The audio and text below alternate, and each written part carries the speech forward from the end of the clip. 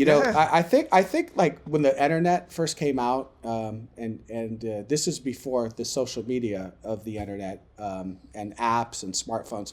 People would say that you could use the internet for good or for bad things, and I think kind of social media is the same way. It's a great reference point. It's a great way to reinforce points, but the internet can't become like in martial arts. It can't become your sensei, right?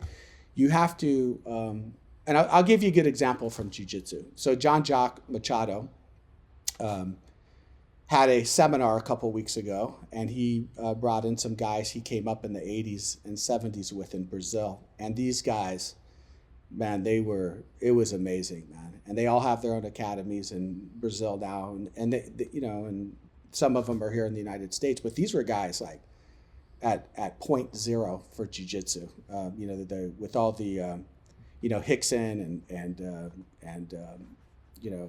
all the whole Gracie clan and the Machados, those that don't know, are the cousins of the Gracies that all came up together in jiu-jitsu. And so I was going to be the smart guy. I was like, hey, like, what are you guys doing after the seminar with John Jock? And they were like, oh, we don't know. I was like, hey, let's go to Morton's and have a steak, right? So Morton's a high-end steak house. I don't know if you have it in Australia, but it's a high-end steakhouse. And these guys like jumped on it. So I was being selfish. I wanted to pick their brains on the history of jiu-jitsu. And I asked them what they thought about, and part of my question about what they thought about like apps and short things like TikTok and Instagram. And I thought their response was interesting because you could apply it to a lot of situations.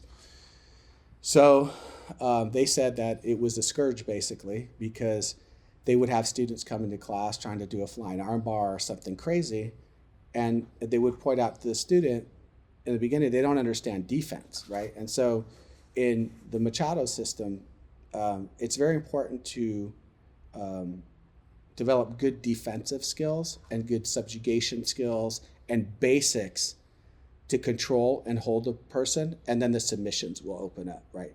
And that's what really makes high-end grappling and jiu-jitsu in particular work, is that you're really developing the granular of how to hold somebody down and let them move this way or that way.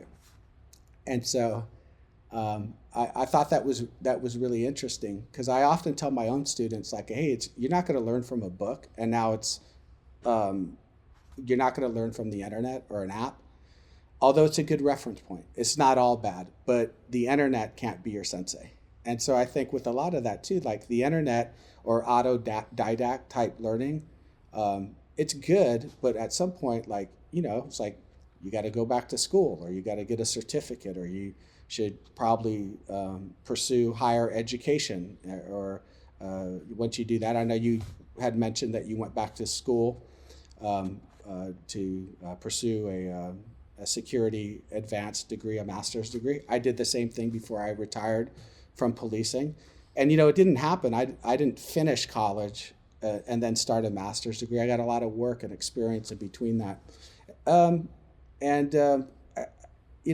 just, social media and apps in particular with 4-second attention spans are probably cool to watch.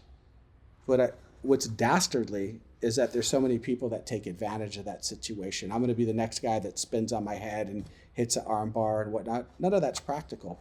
And that goes back to what Masashi's saying. They talk about this dojo and that dojo. And this is not, like, I've been reading this passage for years and years and years, and it's always one of the passages that has resonated to me, because you should be studying things that are going to make you safe rather than the flowery,